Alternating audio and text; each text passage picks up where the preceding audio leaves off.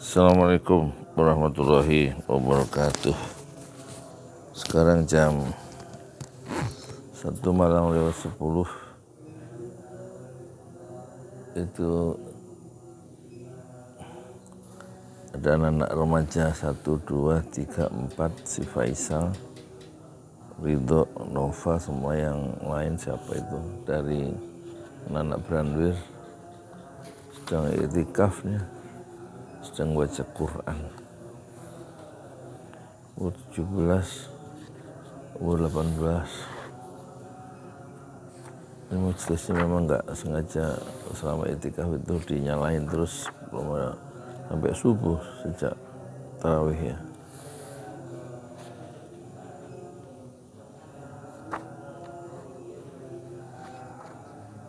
Sekarang kita baca hadis ke berapa ya?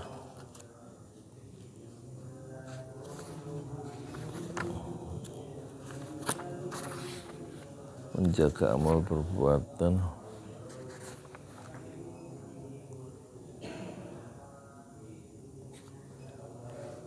Ini udah.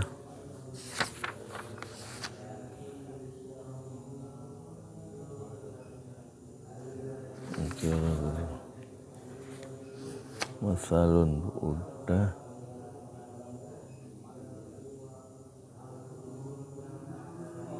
Semuanya udah.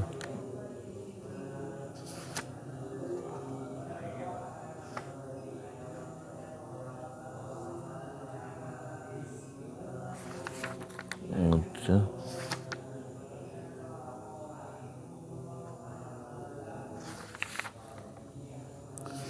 Ini sekarang ini bab 17 ya. Kewajiban patuh terhadap hukum-hukum Allah.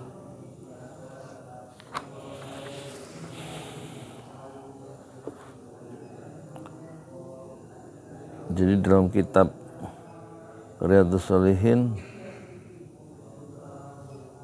Imam Nawawi mengatakan, atau bukan mengatakan, menukilkan ayat An-Nisa ayat 65. A'udzubillahi minasyaitonirrajim. Fala wa rabbika la yu'minuna hatta yuhakkimuka fima shajarata bainahum thumma la yajidu fi anfusihim harajan mimma qadaita wa yusallimu taslima. Maka demi Tuhanku, mereka tidak beriman sebelum mereka menjadikan engkau Muhammad sebagai hakim dalam perkara yang mereka perselisihkan, sehingga kemudian tidak ada rasa keberatan dalam hati mereka terhadap putusan yang engkau berikan, dan mereka menerima dengan sepenuhnya. Surah An-Nisa ayat 65.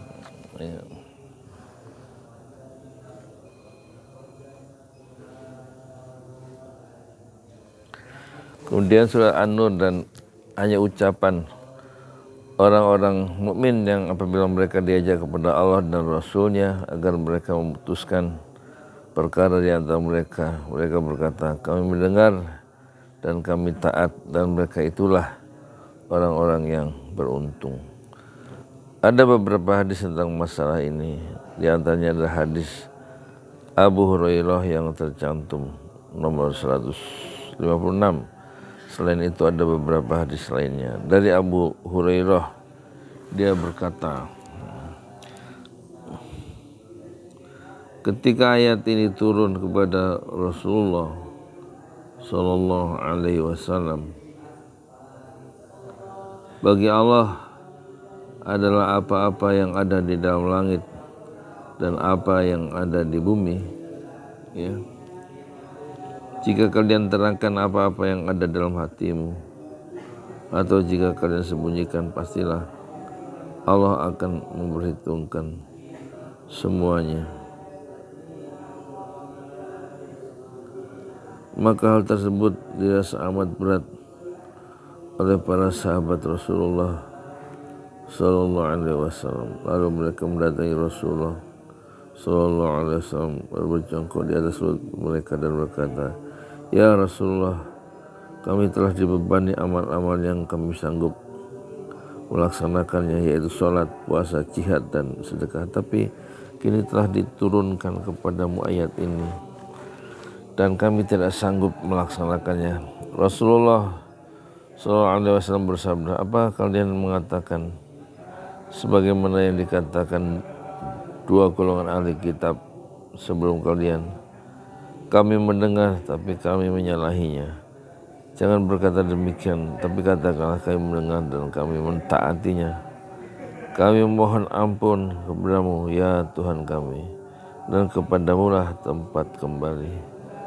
Setelah para sahabat Rasulullah SAW meniru membacanya dan lidah mereka menjadi ringan membacanya, maka Allah Ta'ala menurunkan ayat Rasul Muhammad beriman kepada apa yang diturunkan kepadanya, yaitu Al-Quran dari Tuhannya. Demikian pula orang-orang yang beriman. Semua beriman kepada Allah, malaikat-malaikatnya, kitab-kitabnya, dan rasul-rasulnya. Mereka berkata, kami tidak membeda-bedakan seorang pun dari rasul-rasulnya. Dan mereka berkata, kami dengar dan kami taat. Ampunilah kami ya Tuhan kami, dan kepadamulah tempat kami kembali. Setelah mereka melaksanakannya, maka Allah menghapusnya. Dan setelah itu Allah menurunkan ayat, Allah tidak membebani seseorang melainkan sesuai dengan kesanggupannya. Dia mendapat pahala dari kebaikan yang dikerjakannya, dan dia mendapat siksa dari kejahatan yang diperbuatnya. Mereka berdoa, ya Tuhan kami, janganlah Engkau hukum kami jika kami lupa atau kami melakukan kesalahan. Beliau bersabda, benar ya Tuhan kami, janganlah Engkau bebankan kepada kami beban yang berat sebagaimana Engkau bebankan pada orang-orang sebelum kami. Rasulullah bersabda, benar ya Tuhan kami, janganlah pikulkan kepada kami apa yang tak sanggup kami memikulnya. Beliau bersabda, benar, beri maaflah kami, ampunilah kami, dan rahmatilah kami.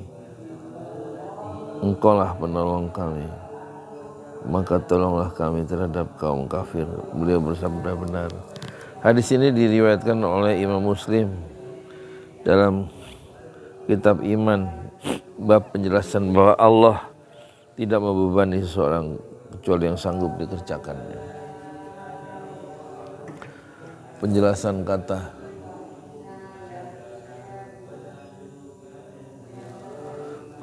kata al-ayah, ayat yang dimaksud adalah surah Al-Baqarah ayat 284 nih. Iqtara'aha, telah membacakan ayat tersebut. Zalat artinya mematuhi. Isriha, setelah itu maksudnya menurunkan ayat itu seutuhnya tanpa ada pemisah.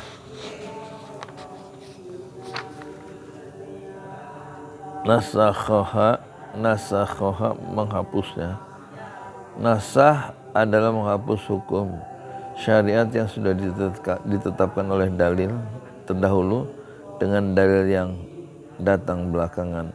Ma la taqata lana, beban yang kami tidak sanggup memikulnya.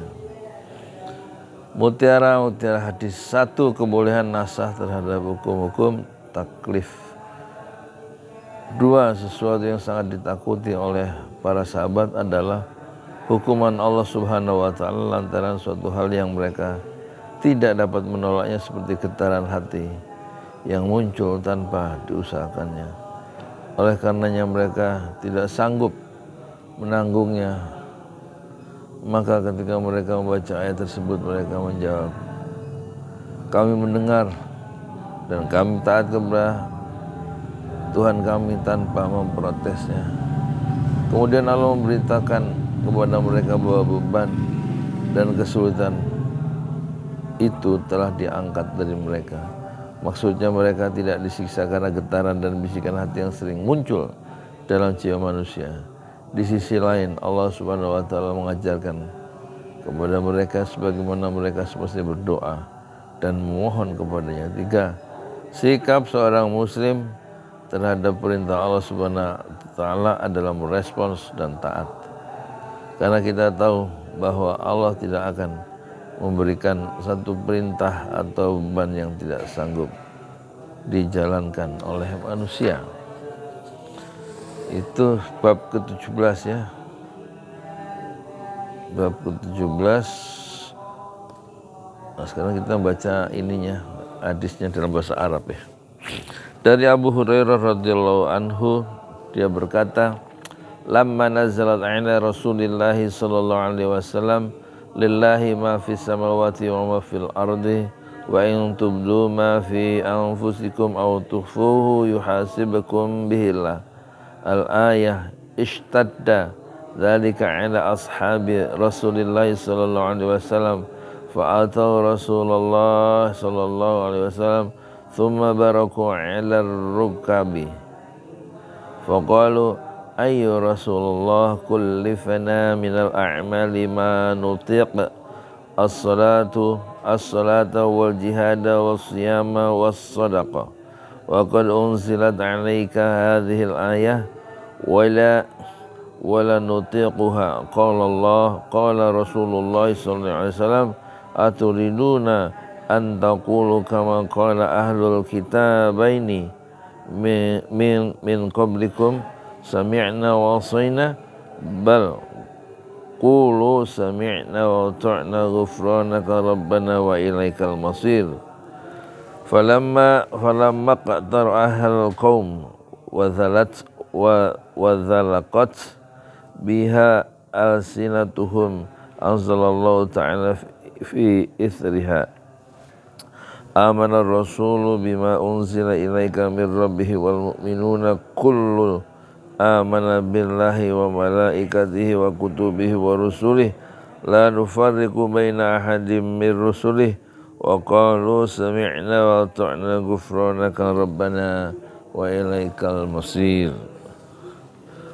Al-Baqarah 185. Falamma fa'alu dzalika nasakhallahu ta'ala fa'anzalallahu azza wa jalla la yukallifullahu nafsan illa wus'aha laha ma kasabat wa 'alaiha maktasabat rabbana la tu'akhidna in nasina aw akhtana qala na'am rabbana wa la tahmil 'alaina isran kama hamaltahu 'alal ladzina min qablina qala na'am rabbana la tuhammilna ma la taqata lana bih qala na'am fa'fu 'anna waghfir lana warhamna anta maulana fansurna 'alal qaumil kafirin qala na'am rawahu Muslim.